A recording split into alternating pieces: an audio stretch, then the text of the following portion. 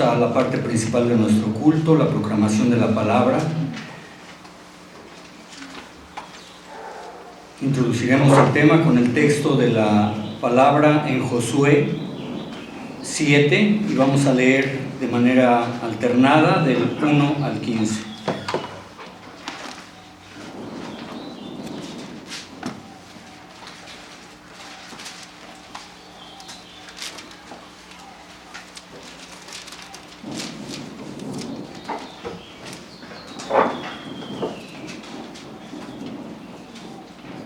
Josué 7, del 1 al 15, dice la palabra: pero los hijos de Israel cometieron una prevaricación en cuanto al anatema, porque Acán, hijo de Carmí, hijo de Sabí, hijo de Sera, de la tribu de Judá, tomó del anatema, y la ira de Jehová se encendió contra los hijos de Israel.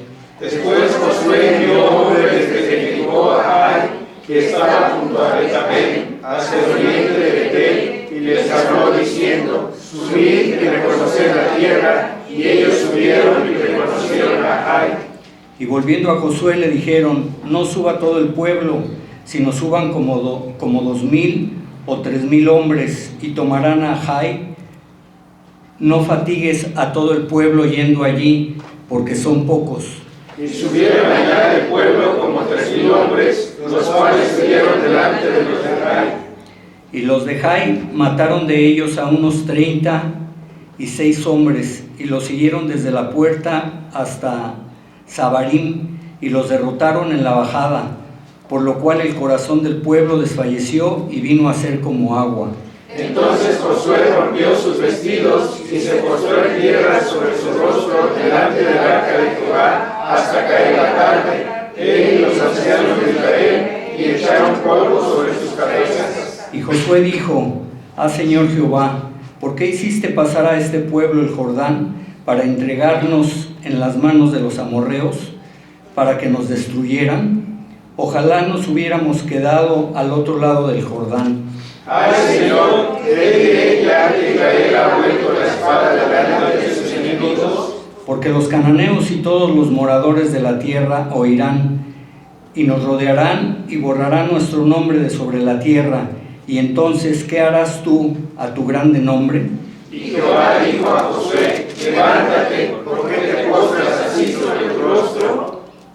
Israel ha pecado y aún han quebrantado mi pacto que yo os mandé, y también han tomado del anatema y hasta han hurtado, han mentido y aún lo han guardado entre sus enseres. Por eso los hijos de Israel no podrán hacer frente a sus enemigos, sino que delante de sus enemigos volverá la espada, por cuanto han venido a ser anatema, ni estaré más con vosotros, si no destruyéis el anatema en medio de vosotros. Levántate, santifica al pueblo, y di: santificaos para mañana, porque Jehová el Dios de Israel dice así: anatema hay en medio de ti, Israel, no podrás hacer frente a tus enemigos hasta que hayas quitado el anatema de en medio de vosotros. Os acercaréis pues mañana por vuestras tribus, y la tribu que Jehová tomare se acercará por sus familias, y la familia que Jehová tomare se acercará por sus casas, y la casa que Jehová tomare se acercará por los varones. Y el que fuere sorprendido en el anatema será quemado, él y todo lo que tiene, por cuanto ha quebrantado el pacto de Jehová y ha cometido maldad en Israel. Amén.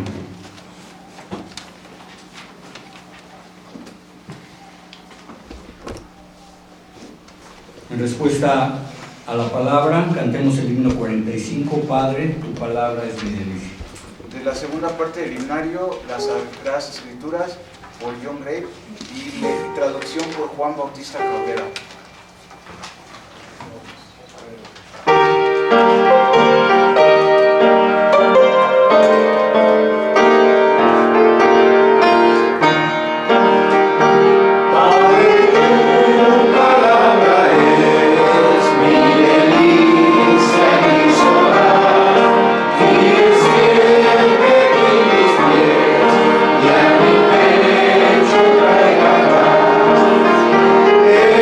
Es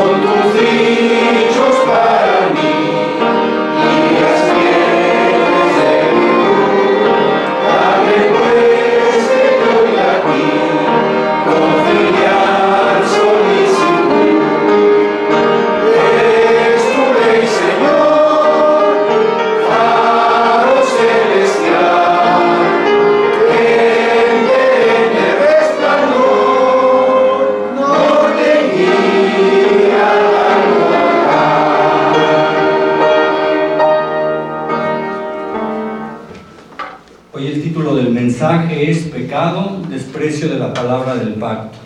Dejo el lugar a nuestro hermano Misael Custodio, estemos prontos para oír y recibamos con mansedumbre la palabra de Dios.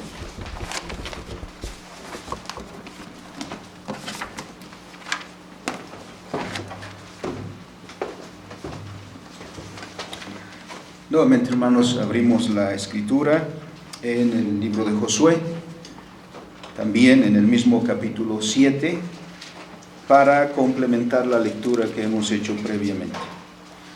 Leeremos a partir del versículo 16,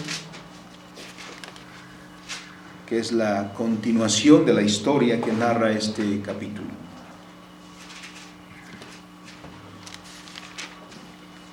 Leamos pues la palabra del Señor alternadamente, dice la Escritura. Josué pues, levantándose de mañana, hizo acercar a Israel por sus tribus, y fue tomada la tribu de Judá. Y haciendo acercar a la tribu de Judá, fue tomada la familia de los de Sera, y haciendo luego acercar a la familia de los de Sera por los varones, fue tomado Zabdi. Hizo acercar su casa por los varones, y fue tomado Acán, hijo de Carmi, hijo de Zabdi, hijo de Sera, de la tribu de Judá. Entonces Josué dijo a Acán: hijo mío, da gloria a Jehová, el Dios de Israel, y dale alabanza, y declárame ahora lo que has hecho, no me lo encubras. Y Acán respondió a Josué diciendo: verdaderamente yo he pecado contra Jehová, el Dios de Israel, y así he hecho. Pues vi el poco un manto babilónico muy bueno, y 200 ciclos de plata, y un lingote de oro de peso de 50 ciclos, lo cual codicié y tomé, y he aquí que está escondido bajo tierra en medio de mi tienda, y el dinero debajo de ello. Josué entonces envió mensajeros, los cuales fueron corriendo a la tienda, y aquí estaba escondido en su tienda y el dinero debajo de ello. Y tomándolo del medio de la tienda, lo trajeron a Josué y a todos los hijos de Israel, y lo pusieron delante de Jehová.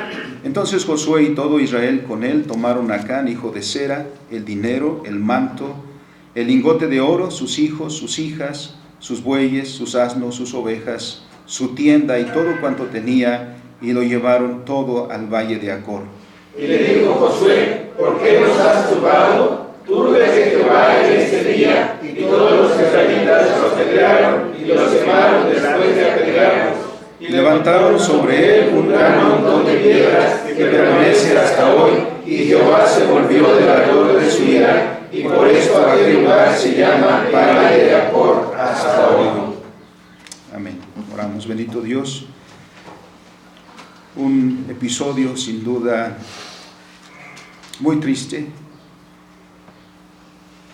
pero no miramos simplemente la historia como algo ya pasado, sino la enseñanza, Señor, que tienes para nosotros en este capítulo de tu palabra. Danos corazones entendidos, Señor, de manera que haya provecho para nosotros de esta porción, como de toda tu palabra, Señor, sea ella la norma, la regla de nuestra vida. En el nombre de Cristo nuestro Señor te lo rogamos. Amén. Amén. Tomen sus lugares, amados hermanos.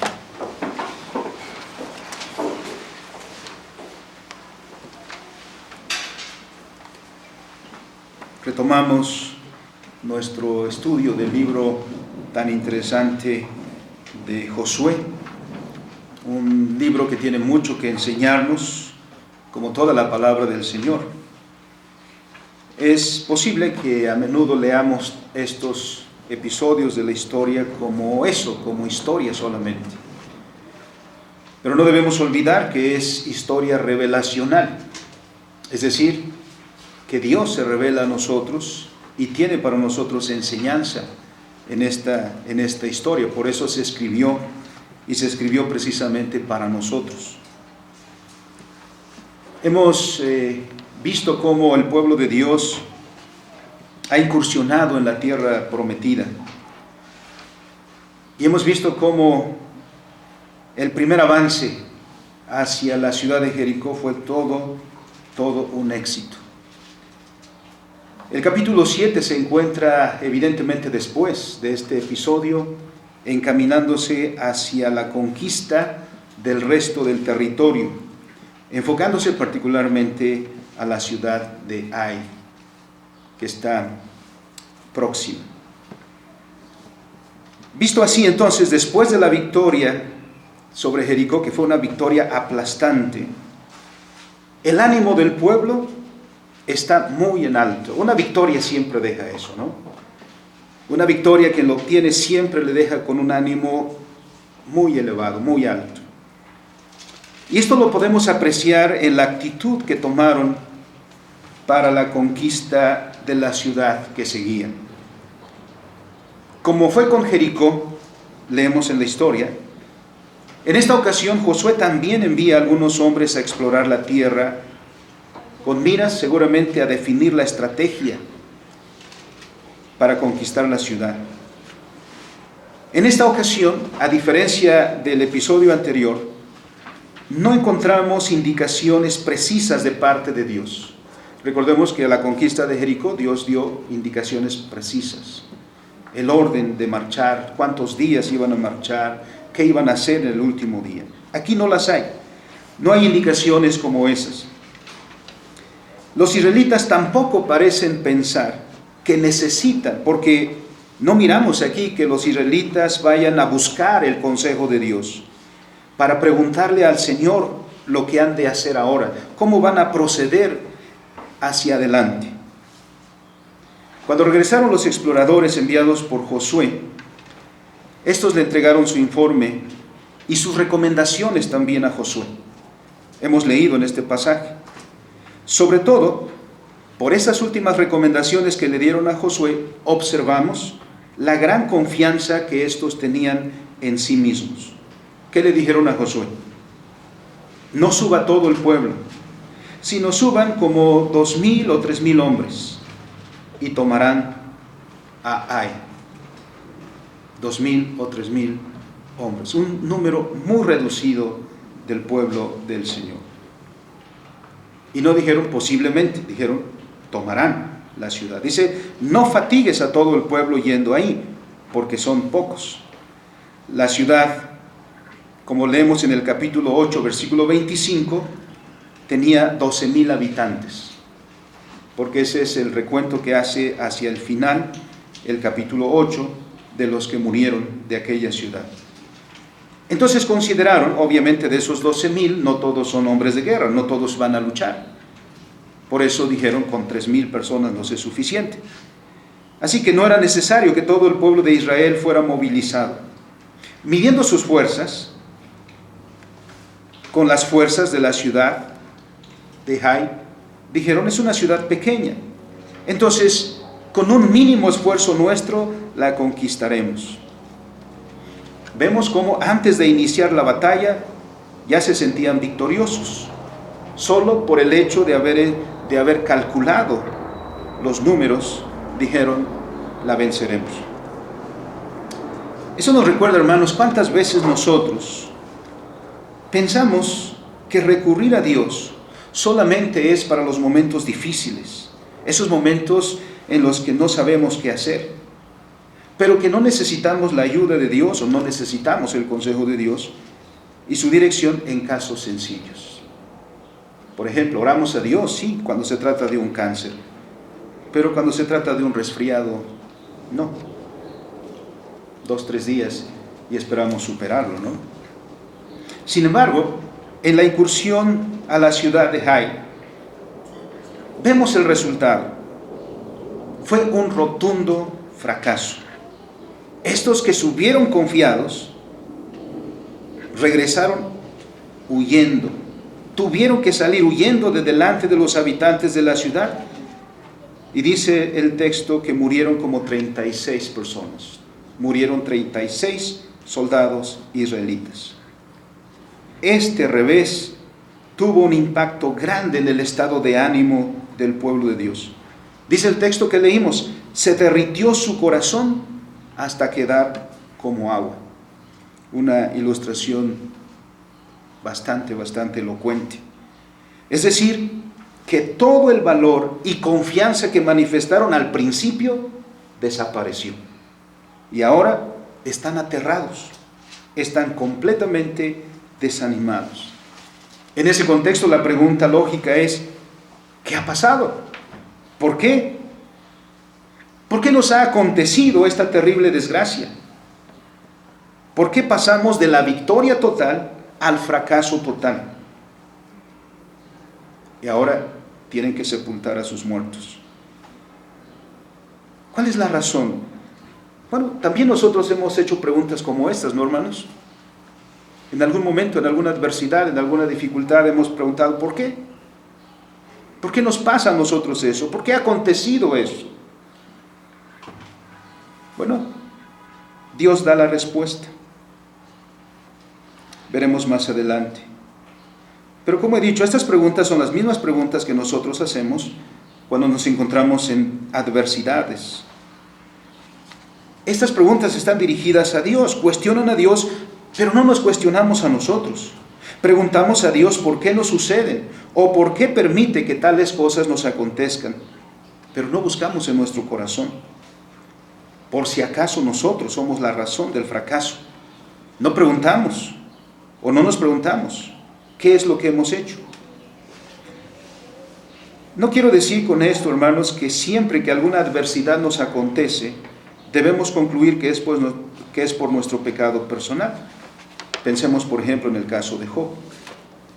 Pero lo que sí es que todos nuestros actos, comer, trabajar, dormir, o como dice Pablo, si comes y bebes y cualquier otra cosa que hagas, todos estos actos nuestros de la vida cotidiana están siempre calificados por la relación de pacto. Por lo que entonces todos nuestros actos siempre tendrán una calificación religiosa. O las hacemos para Dios, o las hacemos en contra de Dios. O las hacemos para glorificar a Dios. Recuerden, Pablo dice, si comes y bebes, hazlo para la gloria de Dios. O no. No hay pues ninguna actividad en nuestra vida que podamos llamar secular o que sea independiente de esa relación con Dios. Por lo cual vemos entonces, y esto anuncia el título de este sermón, el pecado siempre es un desprecio por la palabra de Dios. Y eso se manifiesta en nuestros actos. En la historia que leímos, afligidos Josué y los ancianos, dice el versículo 6, capítulo 7, versículo 6, Josué y los ancianos, es decir, los líderes del pueblo, vienen al arca del pacto y se postran sobre su rostro, echan polvo sobre sus cenizas en una muestra de profundo dolor, del profundo dolor que les aflige, del estado de ánimo que se ha apropiado de ellos. Cuando las cosas no salen como esperamos, cuestionamos a Dios. Dicen ellos, ah, Señor Jehová, ¿no? ¿Por qué hiciste pasar a este pueblo el Jordán para entregarnos en las manos de los amorreos para que nos destruyan? Todavía no sucede y ya están diciendo, nos destruyan. Ojalá nos hubiéramos quedado al otro lado del Jordán. Cuestionamos a Dios, pero no nos cuestionamos a nosotros mismos. ¿Cuántas veces no hemos hecho eso? Y luego, como ellos, recurrimos al famoso hubiera. No hubiéramos venido, no hubiéramos hecho esto, no hubiéramos hecho aquello. ¿Cuántas veces nos hemos lamentado así? Hubiéramos hecho lo otro, pero en el reino de lo hubiera todo puede suceder, ¿no es cierto? Pero recurrimos a eso, como vemos que Josué y los ancianos recurren. Señor, no nos hubieras dejado pasar, nos hubiéramos quedado allá, del otro lado del Jordán, ¿no? Entonces comienzan a mirar todas estas cosas. Leemos la historia como nuestra historia, como si fuera el resultado de las circunstancias y no del gobierno soberano de Dios que es fiel al pacto. Se nos olvida que todos nuestros actos están calificados precisamente por esa relación. O las hacemos como hijos de Dios, obedientes, o las hacemos como hijos de Dios, rebeldes. Por lo tanto, todos nuestros actos expresan nuestra fidelidad o nuestra infidelidad, tanto en lo individual como en lo colectivo. Así que ante el fracaso hay un gran desánimo del pueblo, un desánimo que se puede palpar en el ambiente. Además de la derrota en sí, ahora también tienen el temor de que aquella derrota cause un impacto positivo en las naciones. Porque miren lo que dice el texto. Las otras naciones han estado temerosas de Israel, pero ahora que los vencieron, ¿qué pensarán las otras naciones? Quizá dirán, este es el momento de atacarlos, ¿no? O por lo menos decir, mira, pensábamos que Israel era invencible y no lo es. Mira, una ciudad tan pequeña la ha derrotado. Eso podría incentivar a los demás pueblos a unirse y a atacar en ese momento al pueblo de Dios. Por eso Josué dice, nos van a destruir, ¿no? Dice, porque los cananeos y todos los moradores de la tierra oirán y nos rodearán y borrarán nuestro nombre de sobre la tierra. Y entonces, ¿qué harás tú a tu grande nombre? ¿No? Dicen a Dios, ¿qué harás tú a tu grande fama, a tu honor? Bueno, ahí viene la respuesta. Versículos 11 y 12, el Señor nos da la respuesta.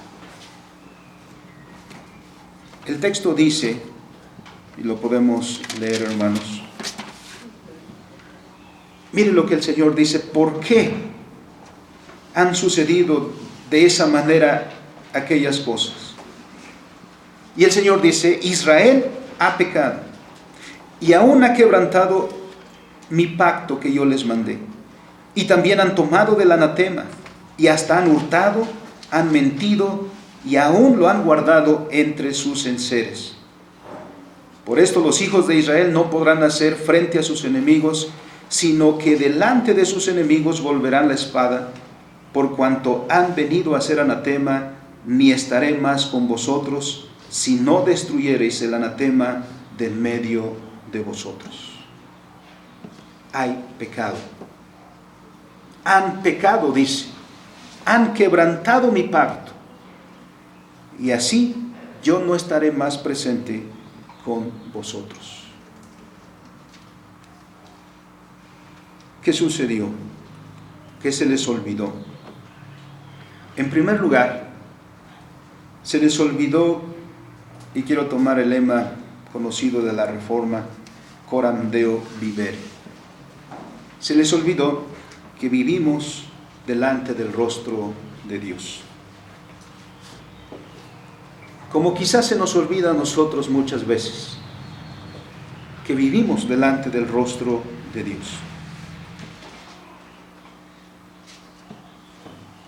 Esta frase no la desconocemos, hermanos, pero a menudo le damos un énfasis eclesiástico a esta frase, estar delante del rostro de Dios.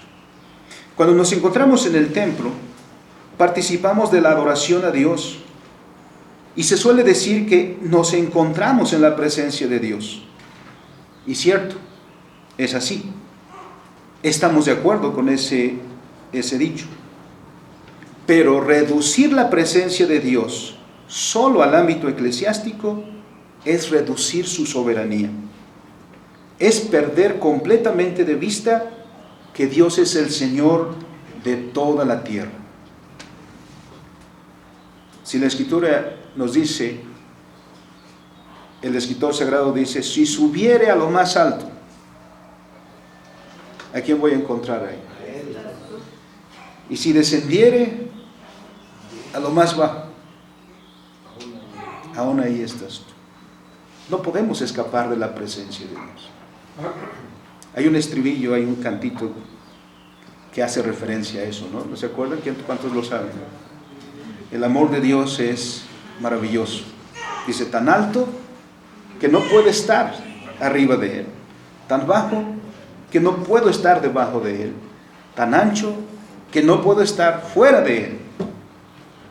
Bueno, nuestra presencia delante del rostro de Dios es continua.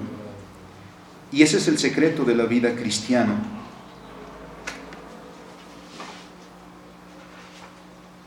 Si pensamos que solamente el día del Señor y en el templo nos encontramos en su presencia, eso hará que vivamos el resto de nuestra vida como si Dios no estuviera presente, o como si Dios no tuviera injerencia en ello. Con lo cual, como sucedió con Acán, cometemos pecados contra Dios. ¿Acaso Acán pensó que podía contravenir el mandato de Dios, el mandato expreso? Ahora, sin duda que la tentación fue grande, hermanos. Y seguramente no solo para él, para todos los demás que incursionaron en la ciudad de Jericó. Pero a Acán le tocó quizá no los suburbios de la ciudad, sino Polanco. Él incursionó en una zona rica. Se encontró con los bienes más preciados de la población. Entró en una casa, en una habitación donde se encontró un manto precioso, excelente, probablemente tenía parte tejido de oro. Y el deseo de beneficiarse de ellos no solo sería para él, sino para los demás. Ahí estaba el punto crucial de la obediencia, el acatamiento del mandato de Dios. La Escritura dice en el versículo 21 que Acán, cuando ya confesó él, encontró un manto babilónico muy bueno, espléndido, y 200 siclos de plata. ¿Cómo cuánto sería en nuestro tiempo? Un poquito más de 2 kilos. Y 50 siclos de oro, un lingote de oro que pesaba eso, más o menos 600 gramos. ¿Hubieran pasado por alto eso? Es una gran tentación. Acán dice en su confesión, lo cual codicié y tomé. Los objetos que vio le gustaron, los deseó, los codició y los tomó. Acán puso el deseo, su deseo y su beneficio antes que el mandato de Dios. Y además creyó que lo podía esconder.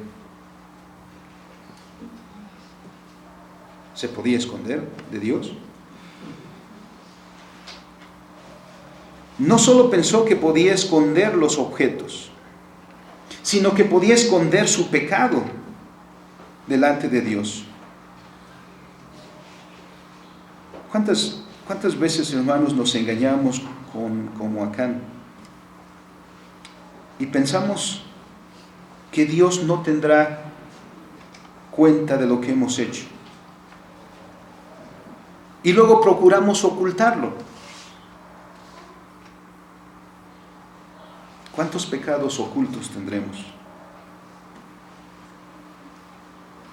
Olvidamos que vivimos delante del rostro de Dios. Olvidamos que nunca podemos huir de la presencia de Dios. Que ciertamente Dios preside esta asamblea, pero Dios también es el que encontramos en casa. Que es Dios también el que encontramos en la oficina. Que es Dios también que encontramos en el campo o en la ciudad. Que no hay lugar donde Dios no tenga presencia.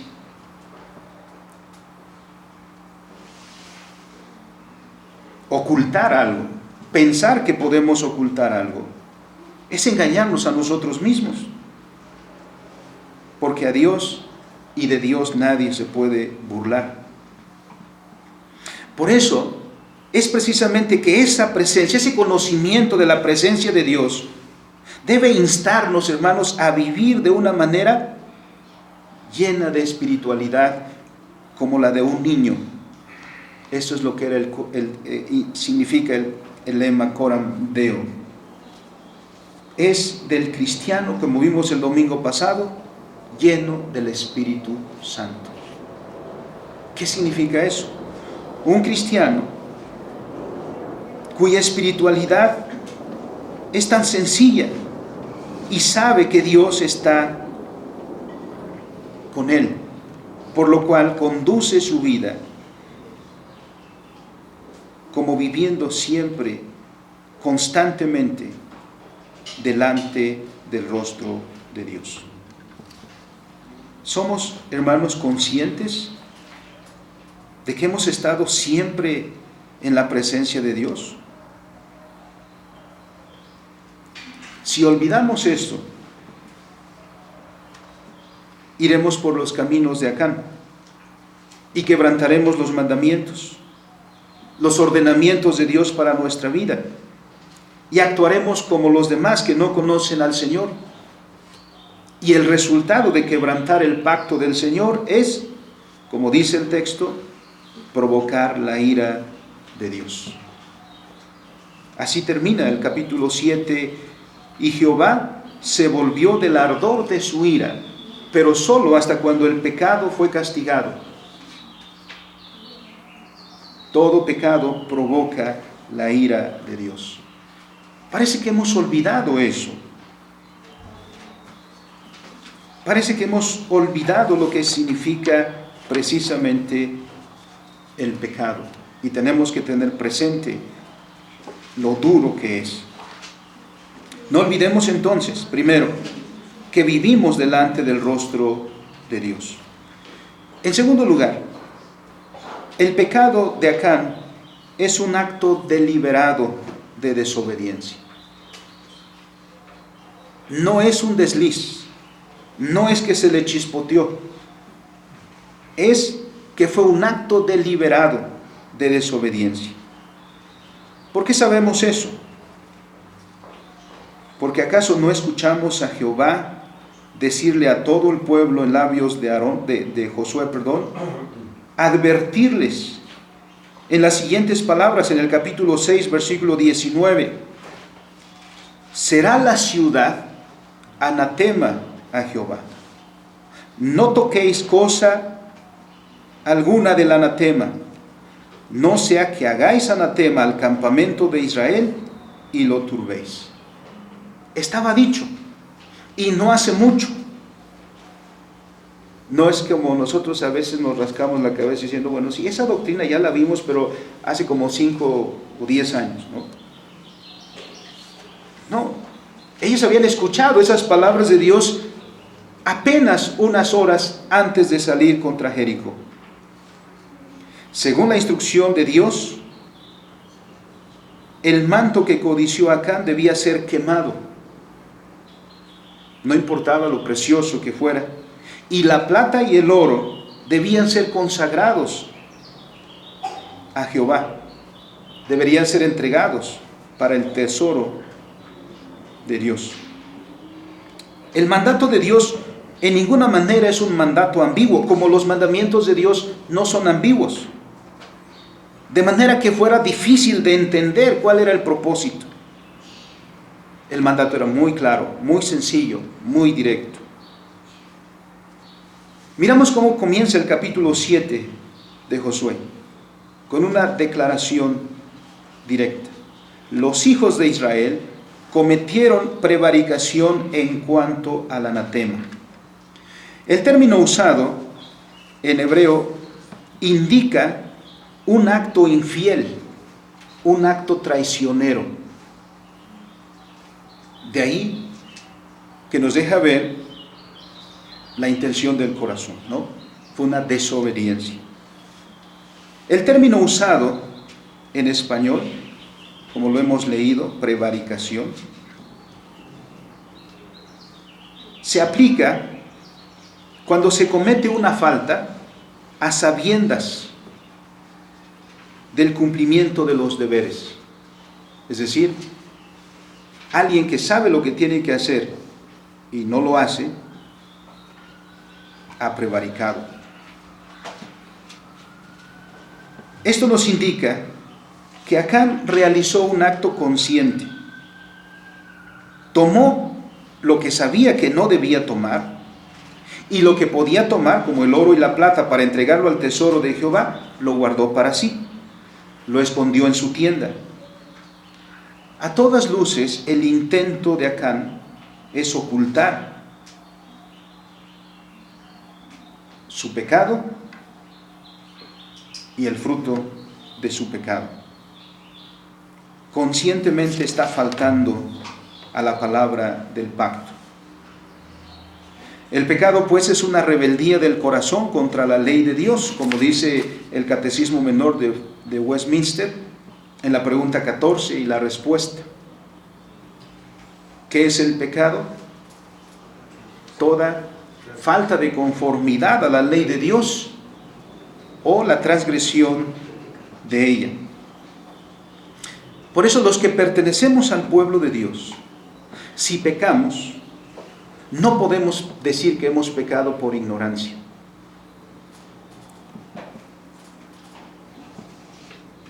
¿Por qué? Porque conocemos el pacto, porque conocemos los términos del pacto, porque conocemos la palabra de Dios. Y después de eso, si actúas en contra de ella, ¿puedes alegar ignorancia?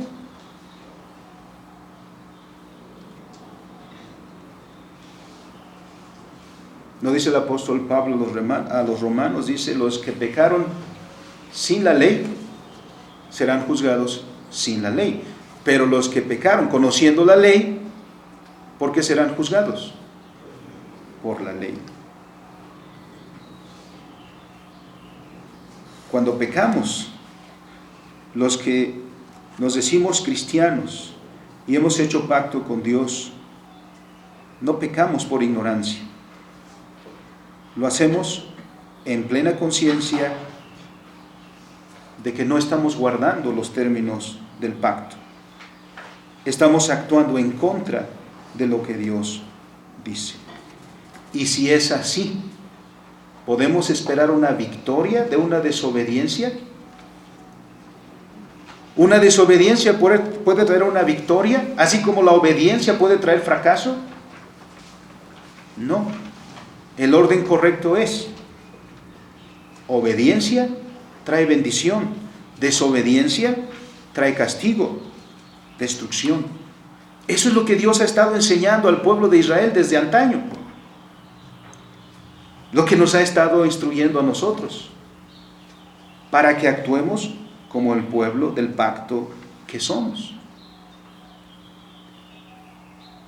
A veces me han dicho que entender la filosofía reformacional es difícil, que eso no se entiende.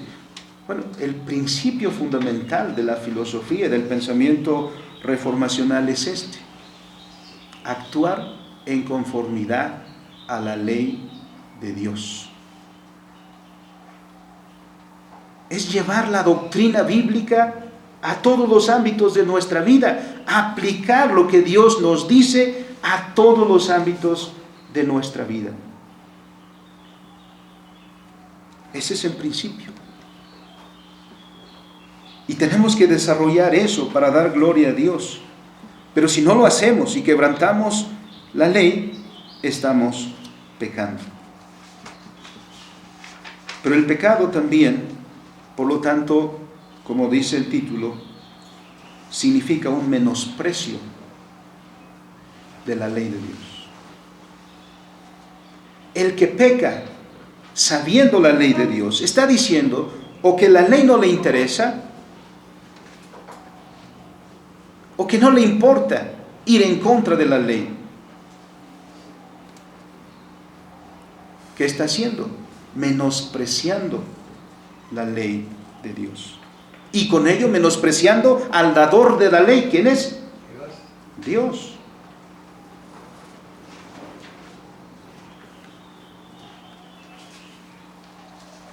En tercer lugar, miramos el efecto del pecado. La comisión de pecado es un acto egoísta, porque lo hacemos para agasajarnos a nosotros.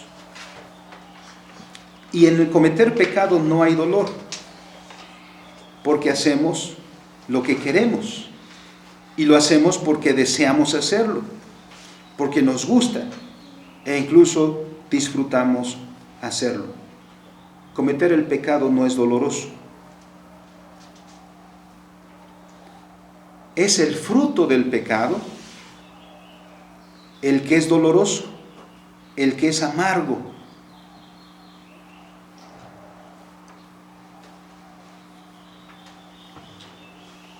Miren, ¿quién se come 20 tacos? ¿Le cuesta trabajo? No, dices, deme 5 y se acaban los 5, dice otros 5 y luego otros 5 y un refresco light para no sentirse mal.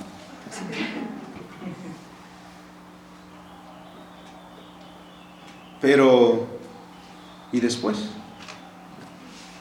Cuando tiene problemas de digestión, entonces sí se está doliendo. Pero no se estaba doliendo cuando se estaba comiendo los tacos, sino hasta cuando vino el resultado de abusar de tantos. Eso sucede con el pecado. En el momento de la comisión del pecado, no hay dolor. Pero todos venimos a darnos cuenta cuando viene el sufrimiento causado por el pecado. Es entonces cuando decimos, no lo hubiera hecho, no hubiera dicho, no hubiera hecho tal o cual cosa. Josué y los israelitas se dieron cuenta del estatus de la relación con Dios cuando fracasaron rotundamente, no antes. Cuando fueron derrotados y tuvieron a sus muertos, entonces sufrieron. El desánimo hizo presa de ellos y el temor de ser atacados por las demás naciones y llegar a ser destruidos. El fracaso de Israel estaba anunciado, como todo fracaso para el pueblo de Dios, porque también nos incluye a nosotros, en cualquiera sean nuestros oficios. Moisés había ya mencionado al pueblo de Dios cuáles serían las consecuencias de guardar el pacto o de quebrantar el pacto. Ante los ojos del pueblo de Dios, Moisés puso la bendición y la maldición, como dice Deuteronomio 28. Ante los ojos del pueblo, Moisés puso la palabra de Dios, y delante de ellos, por lo tanto, el camino de la vida y el camino de la muerte, la bendición y la maldición. Así que no hay sorpresas en la vida. Donde hay pecado, hay maldición, hay fracaso, hay muerte. Pero además, el pecado tiene un efecto colectivo. Si bien el que pecó fue Acán, ¿quiénes recibieron el castigo? Todo el pueblo. En principio todo el pueblo, porque cuando el Señor responde a las preguntas dice, ¿sabes por qué fracasaste? ¿Sabes por qué te vencieron unos más pequeños que tú? Porque has pecado, has quebrantado el mandamiento mío, has quebrantado el pacto, y yo no estaré más en medio de ti. Después, hacia el final de la historia, su familia, sus hijos, sus hijas, sus pertenencias, todo lo que era de Acán fue quemado, todo fue destruido. Y eso es así porque el pecado siempre tiene un efecto colectivo. Podemos pensar a veces y justificarnos al decir es mi vida y yo tomo las decisiones que yo quiera. Tus decisiones siempre tienen un efecto colectivo. Siempre tienen un efecto en la comunidad, porque eres parte de la comunidad, porque Acán era parte del pueblo de Dios.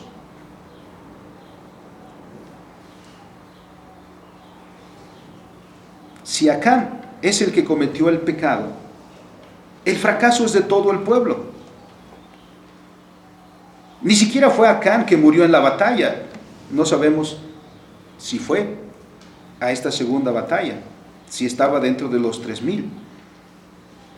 Pero la ira de Dios está ahora a causa de ese pecado. La ira de Dios está contra todo el pueblo, no contra solamente Acán, no contra solamente su familia, sino contra todo el pueblo. Y así lo advirtió el Señor en el capítulo 6 y versículo 18. Pero vosotros guardaos del anatema, ni toquéis, ni toméis cosa alguna del anatema, no sea, está advirtiendo, no sea que hagáis anatema al campamento de Israel y lo turbéis. Porque el pecado tiene un efecto colectivo, porque somos parte de una comunidad, como la comunidad que somos nosotros aquí. A veces pensamos que nuestra vida es nuestra y nuestras decisiones son nuestras y de nadie más. Sin embargo, nuestras decisiones deben estar enmarcadas por los términos del pacto y por la pertenencia a la comunidad del pacto. ¿Piensas, hermano, en la comunidad o piensas solo en ti? ¿Sabes cómo influye tu conducta en el bienestar de la comunidad de la cual eres parte? ¿O cómo influye todo lo contrario, es decir, tu mala conducta en los que te rodean, en la comunidad de fe? Probablemente en nuestra era estemos influenciados por el individualismo y solo nos miremos a nosotros mismos sin mirar a los demás. Pero es claro por lo que dice el texto que el pecado tiene un efecto colectivo. El fracaso fue de todo el pueblo y después los castigados fueron toda la familia de Acán, junto con todos sus bienes. En cuarto lugar, y muy relacionado con esto, respondiendo a la pregunta ¿por qué? ¿Y por qué la severidad del castigo? Porque el pecado, precisamente por lo anterior, amenaza la corrupción de todo el pueblo. Podemos preguntarnos aquí, ¿por qué Dios castiga al pueblo con esa derrota si solo fue Acán el que pecó? Y junto con esto preguntarnos, ¿acaso no fue el castigo, primero la derrota y luego la muerte de Acán y de su familia, demasiado severo? ¿No fue un castigo demasiado severo? ¿No bastaba con decirle a Acán, saca lo que tienes, una reprimenda, y eso todo? ¿No fue exagerado el castigo?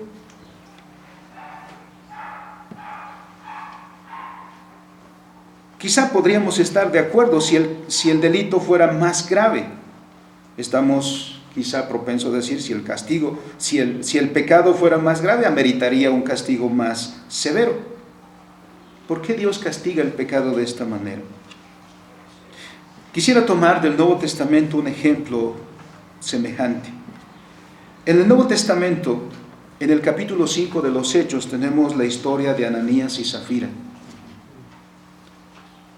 que queriendo emular a otros hermanos de la comunidad, fingieron traer el monto total de la venta de una propiedad que nadie les pidió, y Pedro se los hace saber, nadie les pidió que la vendieran y nadie les exigió que todo lo entregaran a los apóstoles. Le dijeron, si se quedaban con su casa, estaba bien. Y si después de haberla vendido se quedan con lo que lograron, bien. Pero ellos quisieron solamente copiar a los demás que ya habían hecho este gesto de amor por los hermanos que estaban en necesidad, pero mintieron. ¿Cómo pagaron ese pecado? ¿No fue también muy severo? Ananías y Zafira murieron. ¿Por qué estos dos castigos con tal severidad?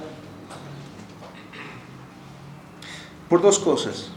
Primero, porque está en juego la gloria de Dios.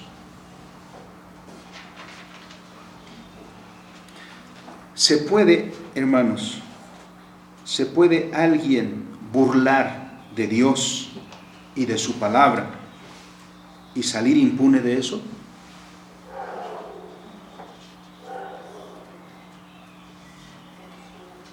Lo primero que está es en juego la gloria de Dios. Porque ¿quién puede desligar a Israel de Jehová? Todas las naciones saben que el Dios de Israel es Jehová, que Jehová ha guiado a ese pueblo hasta ese lugar y ha luchado por él. Como todos los que viven en tu derredor, hermano, hoy saben que tú eres de Cristo, ¿no es cierto? Entonces en tu vida lo que está en juego es la gloria de aquel que invocas por Padre. Aquel en que tus oraciones les dices: Padre mío, que estás en los cielos.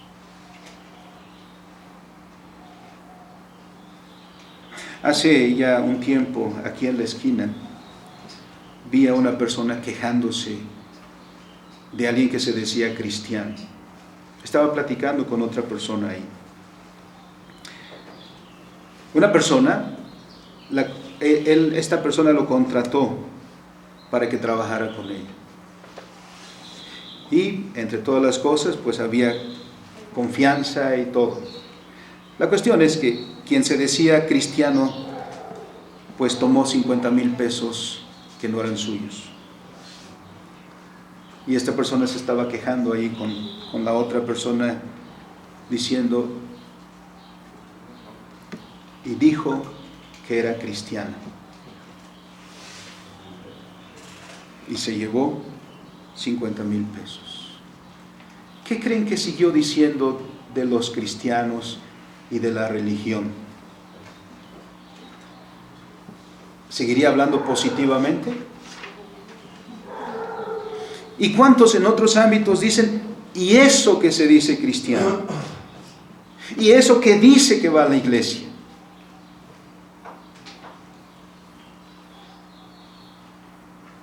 En segundo lugar, lo que está en juego es la santidad del pueblo de Dios. ¿Por qué? Porque en uno o en otro caso, los ejemplos, si no se pone el énfasis que la Escritura pone sobre el pecado y su castigo, entonces esto comenzará a influenciar al pueblo del Señor. ¿Quiénes más podrían seguir el ejemplo de Acán? ¿Quiénes más podrían seguir el ejemplo de Ananías y Zafira? Si esos actos en contra de la ley de Dios no son castigados,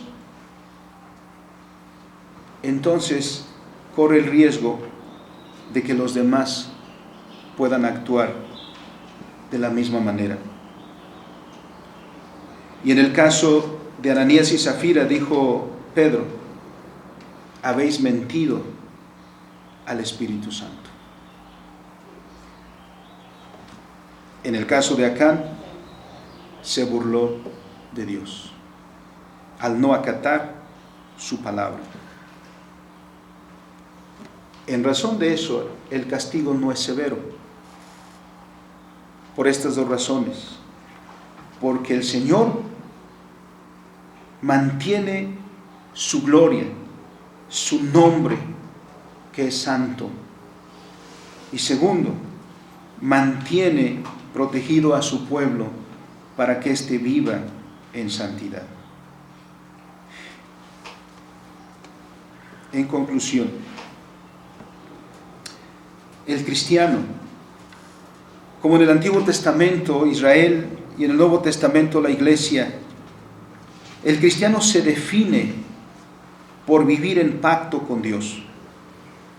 Habiendo profesado la fe en Cristo, todos somos llamados a vivir, como insiste el apóstol Pablo, a vivir en novedad de vida, dedicando completamente nuestra vida al servicio de Dios, reconociendo que Dios es el soberano de todas las cosas, que es el Señor de nuestra vida. Como hemos referido a Romanos 10:31, si pues coméis o bebéis o hacéis cualquier otra cosa, hacerlo todo para la gloria de Dios. El principio de la vida cristiana es entonces ser conscientes de que vivimos coram Deo, delante del rostro de Dios. En segundo lugar, todo pecado no ha de ser visto a la ligera, sino siempre como un desprecio de la ley de su Señor. Porque si has dicho lo primero, si has confesado públicamente que Jesús es tu Señor, que su palabra es la ley de tu vida, y después haces todo lo contrario, estás manifestando un menosprecio por la ley de tu Señor. Y entonces quiere decir que lo primero no es verdad, pues pones como norma de tu vida lo que tú quieres hacer antes de aquello que Dios ha ordenado que sea. Por lo tanto, el pecado siempre debe ser extirpado de nuestra vida y extirpado de la comunidad del pacto. El sacrificio que hizo nuestro Señor Jesucristo en la cruz fue por eso, para hacernos a nosotros libres del pecado y de la muerte y presentarnos ante Él como un pueblo santo, como un pueblo que vive en obediencia. Por lo tanto, hermanos, siempre que llamamos a la confesión de pecados, no debe tomarse a la ligera, sino en un examen profundo de nuestro corazón, de nuestra vida y de nuestros motivos en todos los actos que hemos llevado a cabo. Porque la santidad que Dios pide no es solamente santidad de hecho, sino de pensamiento y de corazón. Y finalmente, debemos siempre, hermanos, mirar nuestra vida en el contexto de la comunidad y asumir nuestra responsabilidad de vivir para edificación mutua, como dice Hechos 2, de los primeros cristianos que vivían unos con otros en un amor fraterno. Debemos tener presente que nuestros pecados podrán tener una afectación para la vida propia, evidentemente, pero también para la vida de nuestra comunidad. Por eso, hermanos, en esta lección, en este capítulo de este terrible fracaso del pueblo de Dios, somos llamados a mirarnos siempre delante del Señor, a quien invocamos en este lugar y en nuestra vida, y a comprometernos a vivir en temor y reverencia delante de Dios, haciendo su voluntad, porque un día seremos juzgados por estos principios. Que el Señor, pues, nos conduzca y nos guíe a una vida de dedicación y de gloria al Señor. Y lejos de nosotros emular a Acán, o a Ananías, o a Zafira. Que el temor y la reverencia a la palabra del Señor sea en nuestro corazón. Y Dios promete estar con nosotros siempre. Vamos a orar. Amantísimo y soberano Señor,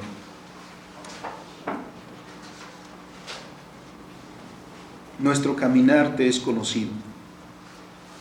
Nuestros caminos no están escondidos de ti. Nuestras obras no las ignoras, Señor. Aún nuestros pensamientos están delante de ti. Pero muchas veces hemos llegado a pensar, Señor, que podemos ocultar nuestro pecado, que podemos esconder nuestros delitos. Pero qué cosa más absurda, Señor. Perdónanos si tal cosa hemos hecho. Porque miramos las consecuencias, Señor, como Israel que pecó en la persona de Acán. Un rotundo fracaso a causa de la desobediencia. Y nos lo recuerdas a nosotros constantemente, Señor, por tu palabra. Porque cada vez, Señor, que tu palabra se lee y se publica en este lugar, pones delante de nosotros, como dice Moisés, la vida y la muerte, la bendición y la maldición. Nos recuerda, Señor, los términos del pacto. Y cada vez, Señor, que concluimos, nos escuchamos decir como pueblo tuyo que todo lo que tú has dicho haremos y en ello viviremos. Pero si lo hemos cumplido, Señor, tú lo sabes. Por eso, Padre, que tu palabra nos redarguya y sean enderezados nuestros pasos para manifestar, Señor, claramente el pueblo que somos en la comunión correcta contigo, Señor. Bendícenos, Padre, te lo suplicamos en el nombre de nuestro Señor Jesucristo. Amén. Amén.